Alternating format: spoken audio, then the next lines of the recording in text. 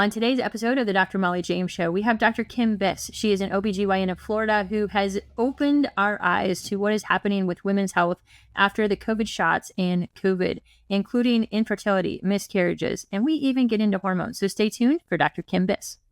Good morning, Dr. Kim Biss. Welcome to the Dr. Mollie James Show. I'm so honored to have you here. You were an absolute warrior during COVID. That's where we met. Give people a little bit of your background. You were an OB-GYN in Florida, and you were on the right side of things.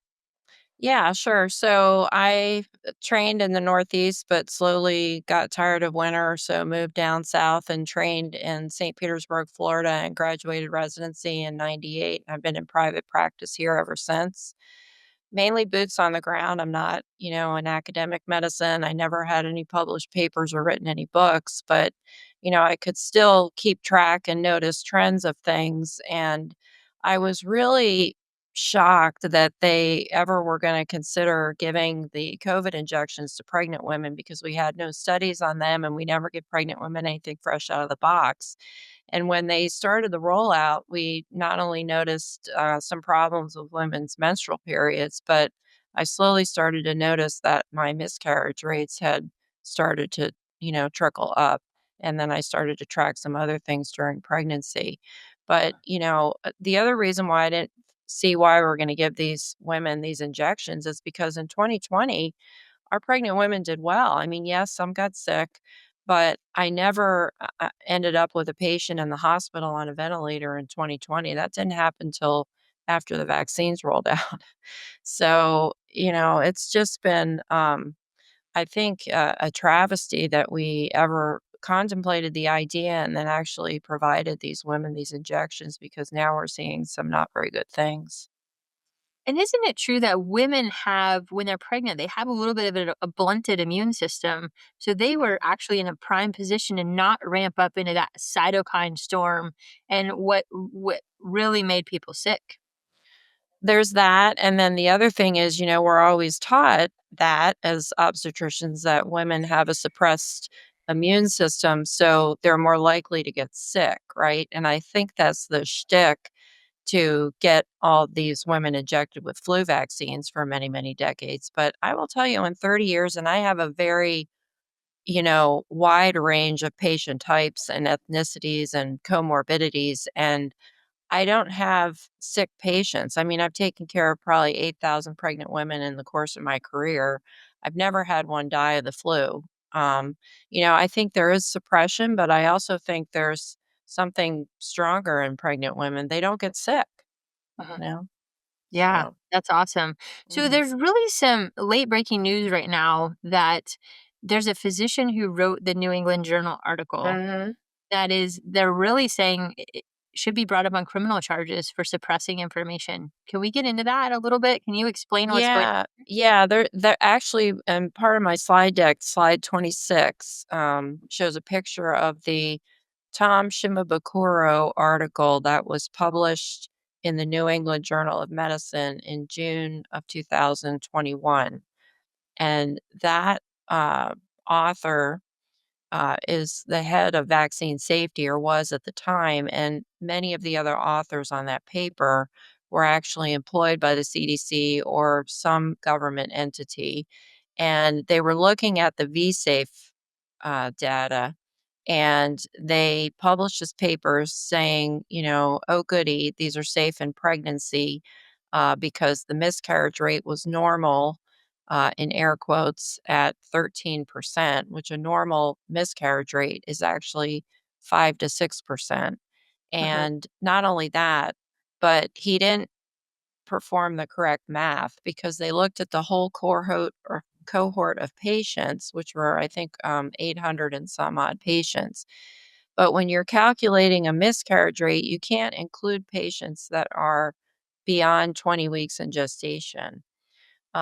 So somebody actually read this article critically, not just the abstract, like most physicians do. And I must say, I'm guilty of that myself because how much time do we have to read these journals? And we figure peer review is exactly that. yes. But somebody read the article critically and looked at one of the tables and said, well, wait a minute, there were only 127 patients that would have fit the criteria for a pregnancy loss prior to 27 or 20 weeks. And if you use that as the denominator, the miscarriage rate was actually 82%. Now, the problem, and I'll show you in my timeline slide, the problem is that the American College of Obstetricians and Gynecologists and the Society for Maternal Fetal Medicine, which is the high risk OB society, used this article to then say the very next month in July that these were safe in pregnancy and we need to inject all our patients that are thinking of getting pregnant, or breastfeeding. I actually got in an argument with my high risk OB when this article came out, and he actually has another degree in statistics, and even he didn't read the article critically enough. And he said to me that these are safe and you need to be giving these to your patients. But this is the first of two slides that I just want to point out the timeline of how these, ended up getting approved for pregnant women. So we all need to go in the Wayback Machine in 2020 when Pfizer was doing their trial, which is what the emergency use authorization was granted based upon this data. And, Tony Fauci got up on stage at the end of December when these results came out saying that these were 95% effective at preventing COVID, which he was using the relative risk statistic, not the absolute risk reduction, which for the people who are listening to this, the absolute risk reduction means, doctor, if I take this injection, how much am I preventing myself from getting the disease or the illness? And it wasn't even a percent. I mean, minor symptoms, it was 0.84%, but major symptoms, it wasn't even 0.1%. So your prevention was minimal. And there were no pregnant women in that trial. Men were told to abstain from intercourse. And if you did have sex, you need to wear two condoms and be sure the woman's on some form of birth control. So clearly didn't want any pregnancies. And I'm sure there were some accidental pregnancies in this trial, but I don't have that data. I'm sure it's not very reassuring.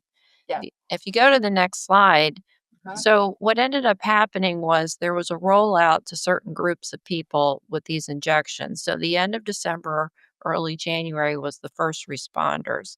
Well, some of those were women, and the Pfizer aftermarket data was published the end of the next month in February, which most of the public didn't have access to. Naomi Wolf and her colleagues really dug down into the Pfizer data. But Rochelle Walensky had this information. She was the head of our CDC at the time. And if you look at the numbers I've highlighted, clearly not very reassuring. They had 270 pregnancies, of which they only followed up on 32 patients. You would have thought they would have been white on rice and followed up on everybody because they didn't want anybody getting pregnant. But they only followed up on 32, and 26 of them miscarried. So similar statistics to the New England Journal article. But the very next month, or in April rather, she did a interview with at the time, Eric Rubin, who was the editor of New England Journal of Medicine. And she stated in that interview that these were safe and effective in pregnant women. Based on what? We had no data supporting that. If anything, we had negative information. Then the article that I talked about in June came out. And then prior to that, however, we have come to find out through Jim Thorpe, his wife Maggie's an attorney, filed a FOIA, realized and found out that HHS had been funneling money into several trusts, out of which the media, Hollywood, sports entities, medical associations got money to market these injections. And ACOG got somewhere in the range of 11 to $13 million in April of 2021 to market these injections to women, which is a great tactic because, as you and I know, most of the medical decision making is made by women. And again, if you can take a pregnant woman to take an injection, game over, just like the first responders in January. They don't care about the first responders. But if a doctor or a nurse takes an injection, then the lay public will follow. And they had the same rationale with women. So the article comes out in June. Then July, our societies tell us this is a great thing to give to your pregnant women. And the statement is still, if you go onto ACOG today, they still recommend that you provide these injections to all your patients. 5 years later, with all the negative data. Yeah. And the next point on your slide, I think, is mind-blowing. Yeah. Yeah. Yeah. I mean, Comirnaty, Moderna product, any of these products, they have this clause in the package insert. And I will tell you, the majority of flu vaccines, even though we've been giving flu vaccinations for over 3 decades now, Uh-huh. they also claim this. And yet we give that to pregnant women. And if you're pregnant and you span 2 flu seasons, we're supposed to give you 2 flu vaccines. Oh, geez. Mhm. Yeah. And like you said, one of the most important things when you're making these tough decisions is what is my actual risk of illness? And if you say in your entire career you've never seen a woman get sick enough from the flu that it impacted pregnancy or she died, Correct. that's a lot of Correct. effort for not a lot of win. Yeah, there's a lot of risk. Nobody received informed consent, right? Because we just said safe and effective, and nobody qualified for an exemption. I mean, it was Mhm. crazy because you had to be allergic to this. Well, how you have an allergy? These are freshly out on the market. So, yeah, I mean, in 2020, we had, if you want to show my next slide with my data on slide 27, Mhm. um, so the story behind this is that I was kind of loosely monitoring things, but didn't really drill down into my electronic record until 2022. But in the fall of 2021, in November, my office biller came up to me, and she's not clinical at all. She just does her billing. And she said, Dr. Biss, we've had a really high number of miscarriages this month. We've had 8, which for my practice, which is small, we deliver 300 babies a year. Okay. So if you're getting 20 to 30 new OB patients in a month, to have 8 losses, that's a huge number. Yep. So I decided to start loosely tracking, but then in the fall of 2022, Steve Kirsch did a video that went viral of me discussing my miscarriage rate. When I went home, my husband said, well, you better be sure that you're correct in that. So I went back to 2020 in January and went through all the new OB entries into our practice in the first trimester, which is what the blue bars demonstrate in this picture.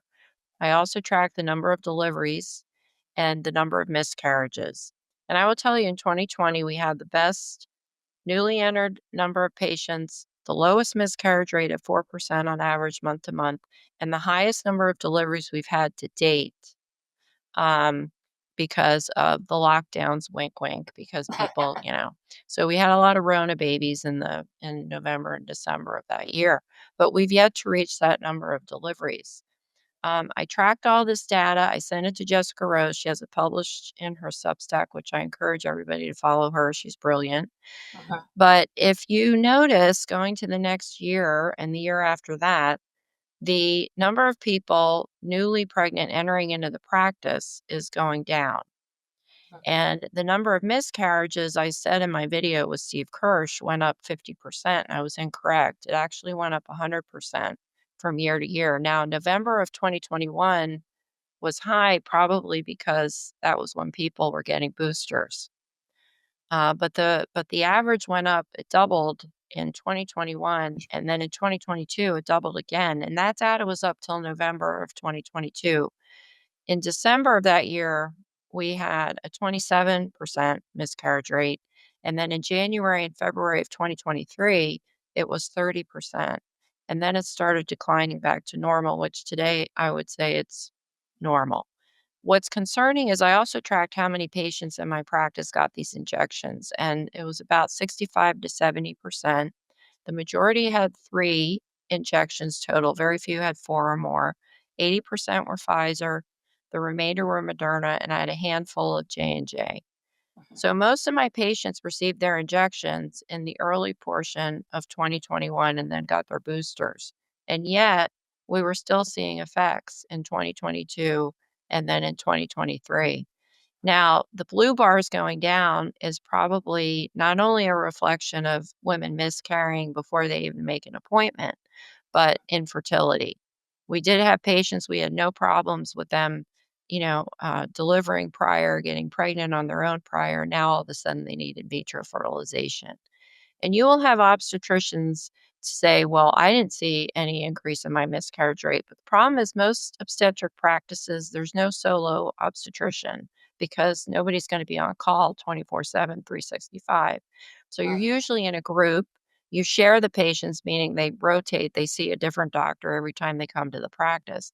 So unless you're going into your EMR and tracking this, you're not going to notice an increase because you might not have seen any patients that have miscarried, but maybe your partner had three. You wouldn't know.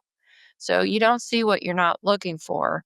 And not only does my data show it, but it's clearly in the VAERS data and some other systems that other countries utilize to track, their miscarriages and stillbirth rates. So, knowing this is the case, have we seen any government entities now come out and retract this and say this caused massive problems? We don't recommend pregnant women get this. Have we seen any correction from any professional societies or organizations? No, as a matter of fact, the a letter to the editor was written to the New England Journal regarding that article, saying, your math was wrong, and they said thank you for your inquiry, but they've yet to retract the article. If you go on that link, you can still pull it up. Yeah. Um, ACOG has not changed their stance, probably because they got money, right? They'd have to pay it back and then some. But no, there's been no professional organization that has retracted anything. And I mean, clearly the data is out there. I mean, there's thousands of articles now showing harm with a menagerie of organ systems in the body. I mean, the first was the myocarditis, but I will tell you informally, what came out very early on was women having issues with their menstrual periods, and that was, poo pooed. But, that's how we work, right? If our menstrual system or cycles are not happening correctly, of course that's going to affect pregnancy and fertility. I mean, that's how we roll. So, that was shunned very early on. So, no, to my knowledge, and hopefully that'll change with, the new people that are in the entities in Washington and in Atlanta now, but, that remains to be seen. Yeah, so you bring up an interesting point, which is that women were raising the red flags on this very early. Something is wrong. And I know specific communities like the uh, Jewish communities Uh-huh. said, we're not doing this because their whole society revolves around the women's fertility, around their periods. Exactly. Like there was a huge uh, community in New York Mhm. that just came right out and said, "We're not doing these injections," because they started noticing a problem. And then, of Yeah. course, they were shunned because, they were gonna, cause the death of everybody around them because they weren't getting the injection. Yeah, exactly. But I think this brings up a bigger problem in medicine. And I had a patient in my office tell me one time, she said, if I go to the doctor and I don't have my wedding ring on, I'm totally dismissed. No one listens to me. If I wear my wedding ring, they'll listen to me, but I'm not taken seriously. But if I bring my husband to the appointment, all of a sudden what I'm saying sticks. And I Wow. thought that was a really powerful observation that I do think women's concerns about their own health are dismissed a lot just in our society and the way, not us specifically, but Sure. the way medicine is practiced in general. Right. Well, medicine is based on the 70-kilogram male, right? Most of and I joke with my patients because, uh, the American Geriatric Society is primarily men. I'm sure, because they deem women shouldn't be on hormone replacement therapy. It's dangerous, and yet they're giving 90-year-old men Viagra. So my patients are home with old lady vagina, no interest in sex, and their husbands are coming home with erections because their doctors are giving them this medicine. It's like we need to have balance here, people. Need some balance. That is correct.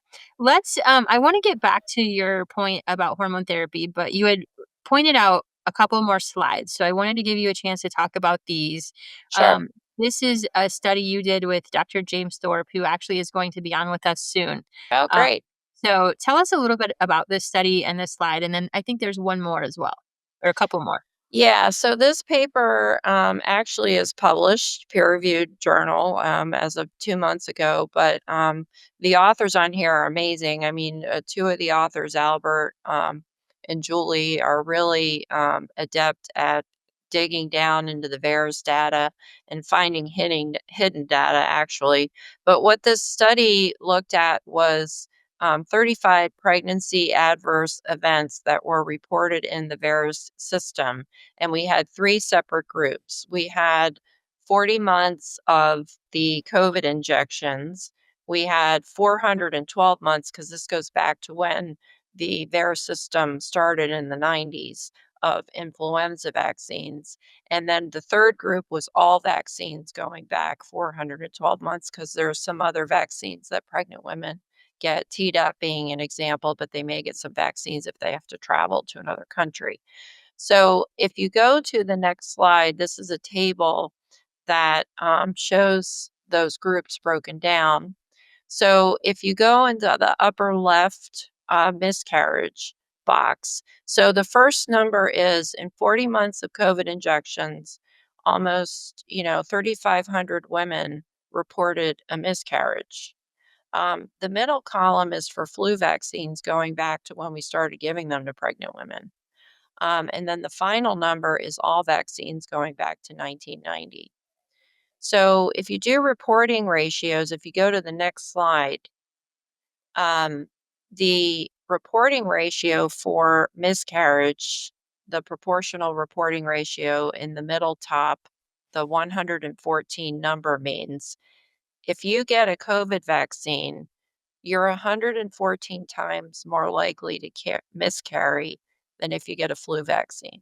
We based everything on the flu vaccine because they're supposed to be safe in pregnancy. Okay. Now, a PRR greater than 2 is supposed to raise a red flag with the CDC. This is their own reporting system, theirs, which they always say is, doesn't function properly. Well, it doesn't function properly because, one, it's underreported, and two, shenanigans go on behind the scenes to erase data. But even so, this is clearly greater than 2 and should have raised alarm. I mean, the number for menstrual abnormalities went through the roof.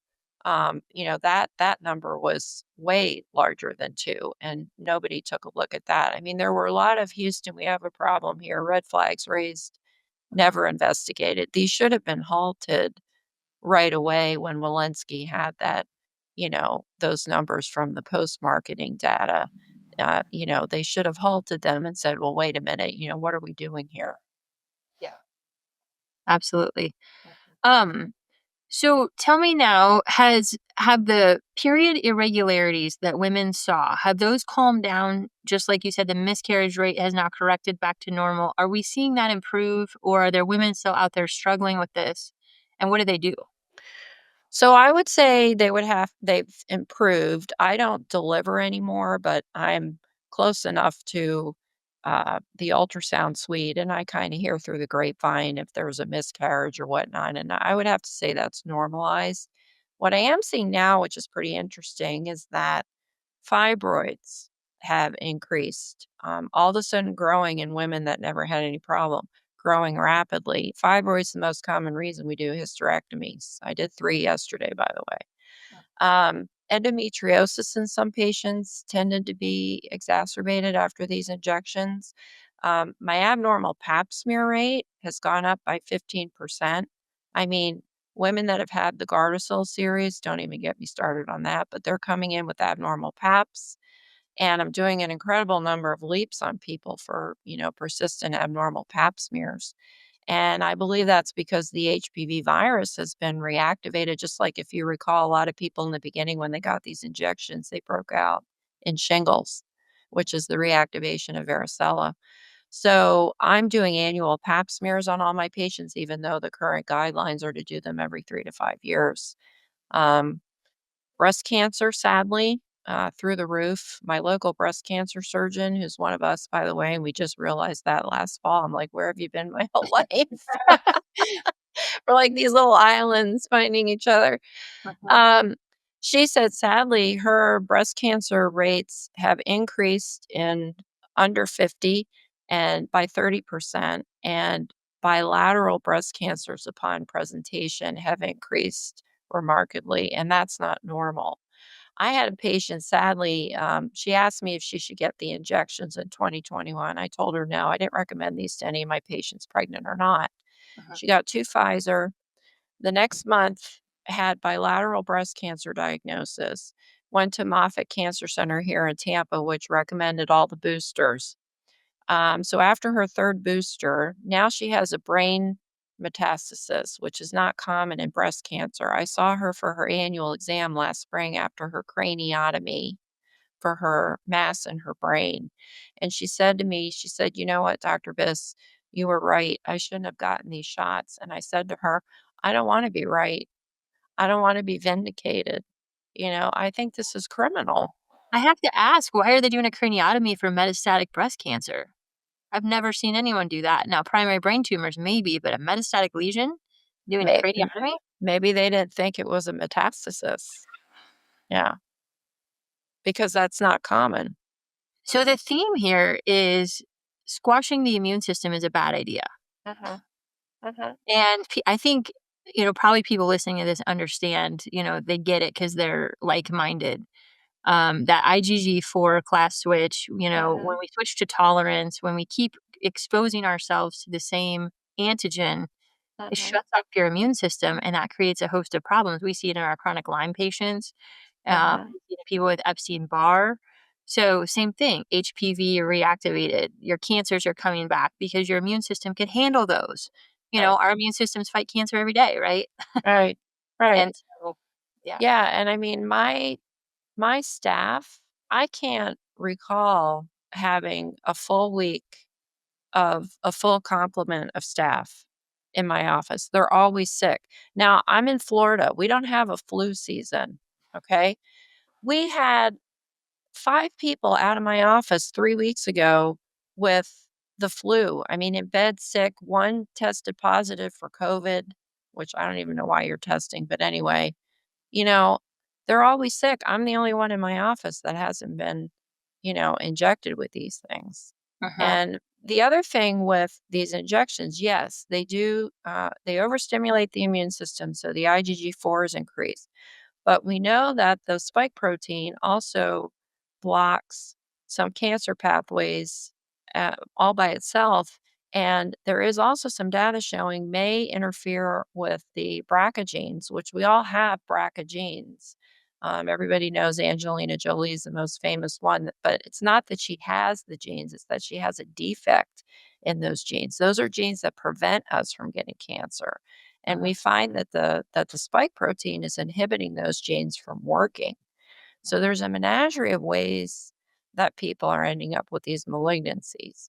I was talking to a neurosurgeon the other day who I think is kind of sort of leaning towards our side, but he works at Moffitt. And I said, he said, yeah, we're seeing an increased number of glioblastomas of late in younger people. And I said, "Well, why do you think that is?" Hoping he was going to say something about the shots, and he didn't. He said, "Well, the water table in Florida is really shallow, so we think it's due to the pesticides in the water." Which, Might be both. okay, but I'm Yeah. sure the water table didn't change dramatically in the last 3 years, Yes. you know? I'm So, really concerned about the use of AirPods. I see yours are mhm, wired. You yeah, know, so many people now are using those AirPods and they don't realize that frequency that you're putting right next to your brain. mhm. So I've switched totally to the wired unless I'm working out. And that's just, a short time, a few times a week. Yeah, I agree, and I anymore, I'll put my phone on speaker. Like, I Uh-huh. don't hold it Don't up to hold it my up. head because Yeah. you just don't know, and these phones get stronger and stronger. I mean, just you don't have an idea of how much what it's doing. So, Yeah. Yeah. So, again, are there women out there that are still having issues with their periods? And did you find a solution for that? Is ivermectin the answer for those patients? Like, how were those approached? so we I'm in a study group, abrg.org, Advanced Biologic Research Group with Dr. Thorpe, Dr. Dan McDyer, Ryan Cole, Dr. Stephen Hatfill. Um, we have been trying to get a study done. We finally got IRB approval But now we need to get funding because, of course, we're going across, we're going against the narrative. So who's going to give us money? We're self-funding a lot of this, but we're going to do a pilot study with 50 women's tissue blocks because if you have surgery, the lab has to keep your tissue block for 10 years, and any other lab can request that and do study on that. So we're going to look at women that have had either like DNCs for abnormal bleeding, hysterectomies for abnormal bleeding, and even placentas, because sadly, postpartum hemorrhaging increased as well in the last 3 years. And we want to stain those tissues for not only spike protein, but we have probes that can stain for vaccinated RNA. Mm. So, the problem is there's lots of people that have protocols for spike, but we need to actually know what's going on and how these tissues are being affected and where the problem is originating from.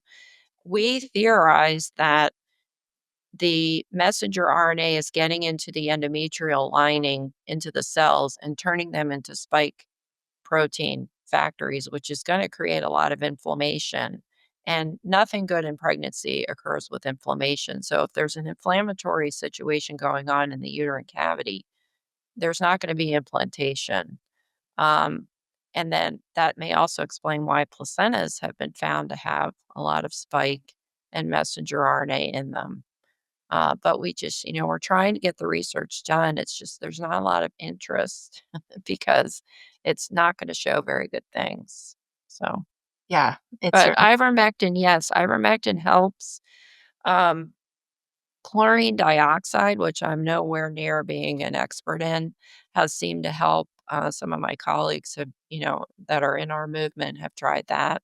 Mhm. And, trying to get the spike protein down, of course, with N-acetylcholine and some other things has been helpful. But, Yeah. everybody's different, as you found with vaccine injured patients. I mean, not everybody responds. But I must say, I mean, clinically, I'm not really seeing a lot of that anymore, thank God. Good. Yeah. Let's jump over to another area of medicine, women's health, that you kind of touched on, which is women's hormones. Mhm. This is such a hot button. And, on the men's side of things, there was a published study that said testosterone increases the cardiac events in men. And so everyone Mhm. backed off of testosterone therapy thinking it caused heart attacks. Mhm. And what they didn't get is the retraction, which is that they flipped the data. And the Mhm. patients on testosterone actually had a lower incidence of cardiac events. Correct. Women are even more complicated on this spectrum because you have more Sure. hormones going on. So, give us the breakdown of where we are with that. And then, especially in light of a skyrocketing incidence of breast cancer in patients in Right. this changing post COVID environment, what is your recommendation to most of your patients? Well, let's go back to prior to COVID and these injections. The Women's Health Initiative trial that came out in 2002, which was actually done by cardiologists, not gynecologists, and scared every woman in the planet with regards to taking hormones because they showed, and they primarily looked at Premarin and Provera, which is the estrogen and the progestin, and they found that women were more likely to have heart attacks, breast cancer, colon cancers, and I forget what else they followed. But, within the last year, they've now come out saying that a lot of that data was fudged as well. Um, I've always been a proponent for hormone therapy. I feel like I tell my patients, there are mammals in the mammalian kingdom that once they can't reproduce anymore, they die. Okay. Well, we're living almost 50 years beyond our reproductive capacity, and you have to weigh risk and quality of life, and I don't believe that estrogen causes breast cancer because if it did, every woman walking on the planet would get it, right? Because we're all making our own hormones on average for 52 years.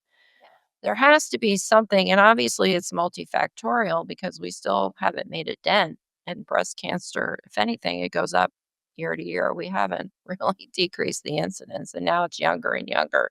Yeah. Has to be something environmental. It's not genetic. The majority of breast cancers are what we call sporadic, meaning no family history. So I still advise patients if they want to go on hormones, I do that. I have a patient, she's 73, recently diagnosed with breast cancer. She had the surgery. They offered chemo. She said, absolutely no way. I'm not taking chemo because I've seen a bunch of my family members die after they got chemo. She came to me and she said, look, I'm 73. I have a very good sexual relationship with my husband. I've been on hormones for 40 years. I don't want to go off my hormones. And I I love said, well, you realize you might be at increased risk of a recurrence. And she's like, I don't care. So I had her sign a thing and I'm giving her hormones. Yeah. I think it's up to the patient. But if she goes to her oncologist and says, "Well, I'm on hormone therapy," she'll be fired from that practice because she's taking hormones. Not only will she be fired, that oncologist will probably report you to the Board of Medicine for violating standard of care. Probably. In this hostile society today. Yes. Yeah. Yes. And what I'm seeing on the breast cancer side of it, I used to have a busy breast surgery practice. And so, this is 10, 12 years ago that I was doing these conversations every day. And these early stage breast cancers, if you've got a cancer the size of a pea, we're cutting it out, we're getting a path report, and now we're deciding probably do radiation, maybe do chemotherapy. And I've Mhm. just come in with a stage 1 tiny breast cancer, and they're getting 6, 12 rounds of chemotherapy and then radiation and then surgery, and I'm appalled at how many I see coming back 2 to 3 years later that are now have recurrence, and they're just shocked. I'm like, Mhm. "Well, you have a recurrence, you've had tumors in your breast, and then you've had all this chemotherapy that suppressed your immune system." Mhm. So, to your point that we haven't really made a dent in breast cancer, I feel like what we've done is we've improved the business model of it because we're Mhm. diagnosing early breast cancer, we're putting people through hundreds of thousands of dollars of treatment, now Mhm. probably more than one time.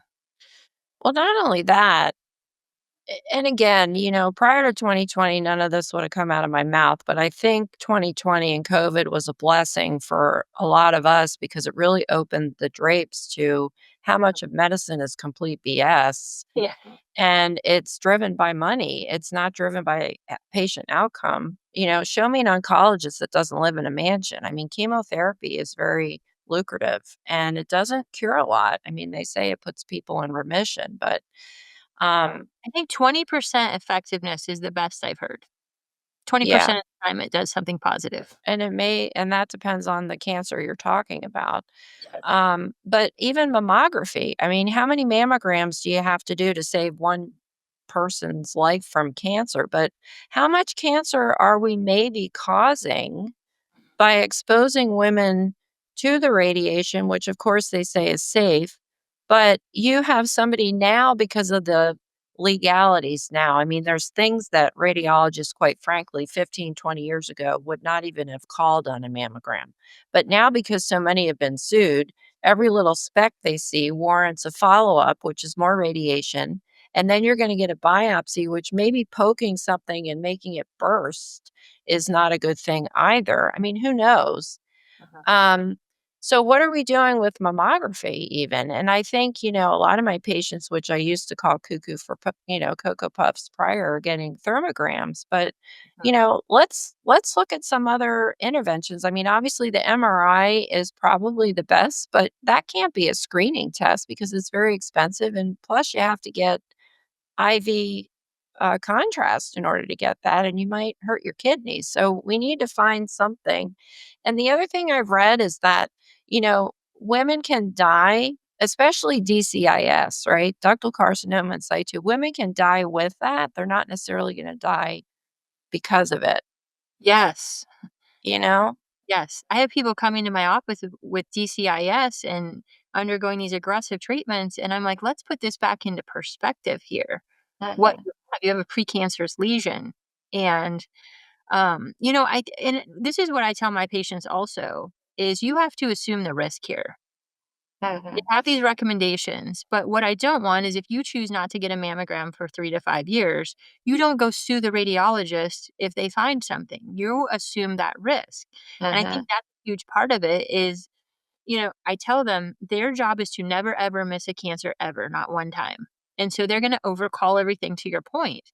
You're going to have more biopsies, more scans, then they have people on the every 6-month Mhm. track because you're high risk. They've Mhm. medicalized life. Go live your life. Right. Right. Yeah, it's incredibly anxiety provoking in patients. Every time they go and get a study Mhm. and, they're worried. And I mean, what does that do? What does all that anxiety and stress do for people, too? I mean, there's a lot of things we need to kind of rethink how we're doing, but money drives everything. So it's crazy. Yeah. What is your thought? I'm going to label you maybe a new addition to like the Maha movement, kind of Hmm. went from that traditional, which most of us did, into more of a eyes wide open practice. Where do you see the future of this going? You're an IMA senior fellow as well. You're on the cusp of trying to open up the public's eyes to the truth. Where do you see this going? Yeah, I'm hoping there's going to be a lot of change from the top down, but I think there has to be a lot of change from the bottom up too. I think that we all as physicians need to stop being, Western medicine snobs and realize that there's other ways to skin a cat. Eastern medicine's been around a lot longer than Western medicine. And I'm not saying to do those things in lieu of what we do, but certainly they may be, synergistic or if the patient, has tried everything in Western medicine, who cares? I used to be one of those snobs, but I'm not anymore. Um, I think too that we need to stop financially incentivizing a lot of what happens in medicine. I mean, we get rewarded by insurance companies for checking boxes in an EMR. Internal medicine, make sure you have a certain number of people on statins, which that's a whole podcast in and of itself. The pediatricians are incentivized to have a certain number of their kids on the vaccine schedule. We need to get rid of that model. And we also, I feel, we don't come off assembly lines. A lot of patient safety and hospital safety is modeled after the airline industry and standardization, which I'm not saying some of that is not is good, but you know, even the airline industry of late is not stellar. Plane doors coming off planes mid-flight, but anyway, um, we're not all the same. We're not built the same. There's different ways to skin a cat, and COVID just took all that away. I mean, you used to be able to, if you had a patient in the hospital, you wanted to try something new, you called your colleague around the world. He said, yeah, there's this paper in this journal. You would print the paper, put it on the patient's chart, justifying your note why you're doing this treatment on this patient, and you were fine. Well, then COVID happens. Oh my God, you want to give somebody ivermectin. Now you're going through peer review and they're kicking you off staff. I Mhm, mean, and those protocols are coming from the top down. It's the administrators that are deciding this because the government, entities above them are telling them this. mhm, It's awful. The whole corporatization of medicine mhm, is awful. And if you look at the patient outcomes in the United States of America, we fall very low down on the list of other countries. We are not a healthy population. And people blame that on our lifestyles, which that is part of it. But it's also when you go to the hospital, what they do to you. Now you show up sick. You're usually admitted to the hospital because you're sick. They're giving you flu shots and all kind of immunizations the day you're admitted just to check a box in the EMR. And you and I were always taught you don't give somebody who's sick a vaccine. they did this to my ICU admissions. Went off the handle even before I became an activist on a rational use of vaccines. Mhm. Yeah, and then they don't want to give vitamin C and vitamin D. I mean, but they give all these other things that are much more harmful and usually not helpful. It's just if you can stay out of the hospital, unless you have a hot appendix or a broken bone, I think you're good. Very good. I think a lot of people out there probably resonate with a lot of what you're saying and they want more Dr. Biss. So where can they follow you? Where can they find you and maybe even support your research? Yeah, so the only social media I'm really active on is Twitter or X. So I'm at DocBiss, DocBiss. I do have an Instagram page, but I really just follow animals on there. Um, And Basic. my research group is abrg.org. So if you're inclined to go on there, that would be great. We are trying to, do some fundraising as well. And hopefully with, Bhattacharya now, the NIH, they'll start giving out grants to people who really want to do some good research. So. Yeah, perfect.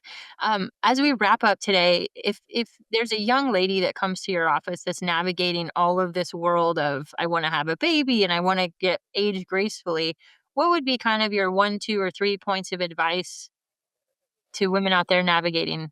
Yeah, I give all my GYN patients a little packet of information, and on one of the sheets is talks about eating healthy. Obviously, I mean I've been ketogenic, almost carnivore now since 2018. I intermittently fast. I recommend that to all my patients. Obviously, avoid anything in the middle of the grocery store because if it doesn't look like food, don't eat it. Try to grow your own food. Know where your food comes from, but obviously exercise, getting good sleep. Um, but a lot of them come to me now because they're concerned because either they've had the injections or their partners had the injections, or even being around other people because you and I know they're shedding and they may have been exposed to it that way. So I do talk about some of the spike things they can try. Baobab fruit I've learned about, which is a powder. It's from the tree of life, they call it, but it's a powder you put in your water and sip it all day. And that has a lot of benefits, one of which it gets rid of spike, but it also has almost like a aspirin a day effect, which, preventing blood clotting, which might be the cause in some of these women as well with the miscarriages is microclotting in the uterus. So that's pretty much my spiel, and I do support vitamin D, K2, magnesium as well to not only keep up your immune system, but that also helps with keeping up your bone density. And like we've already talked about, I do advocate hormones for hormones, and I do give hormone pellets, but I also do creams and other routes. So Wonderful. Well, thank you. This has been a great discussion. You opened my eyes to even a few things. So thank you for spending time with us today. I really appreciate it. thanks for having me. Yep. Tune in next time to an episode of the Dr. Mollie James Show.